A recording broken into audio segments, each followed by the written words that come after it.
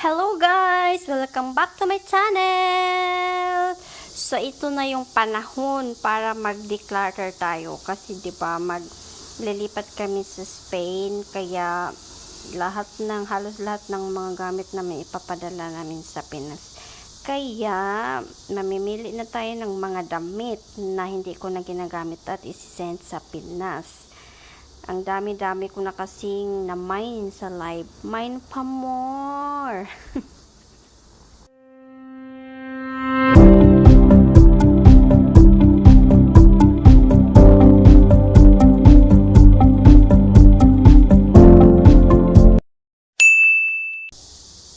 So, ito siya guys. Ito yung closet ko, char.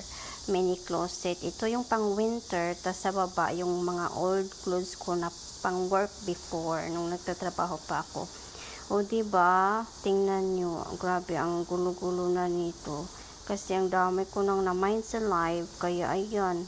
Padami ng padami yung mga damit ko. Kunti lang. Madami akong hindi ginagamit dito. Kaya pipiliin na natin guys. Ang dami na talaga niya. So, at naman, ito naman yung box. Ayan, umpisahan ko na siyang lagyan ng mga damit. Ito yung old jeans ko. Tapos, ito naman yung mga hindi ko nagagamit. Kaya ipabenta ko siya sa Pinas. Diba? Why not ko not?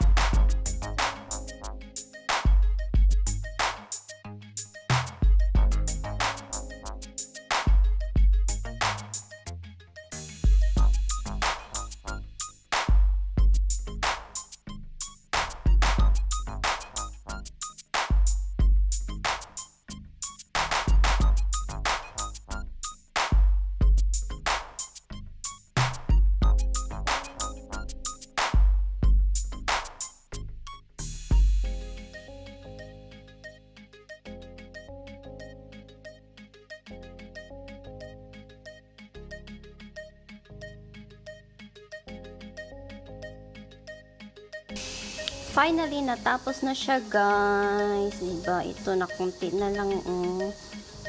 Ito yung mga long sleeve or jackets. Ito naman mga dresses. Ito yung t-shirts. Tapos, ito yung mga crop top. Tapos, ito yung jeans. Tapos, ito yung shorts. Mga shorts na halo-halo at saka sports leggings. Tapos, ito yung jacket. Tapos, ito yung swimwear. Tapos, ito naman yung mga napili ko. Ito yung i-send ko sa Pilipinas. Tapos, ito. Diba? Ang dami. So, that's all for today, guys. Thank you for watching.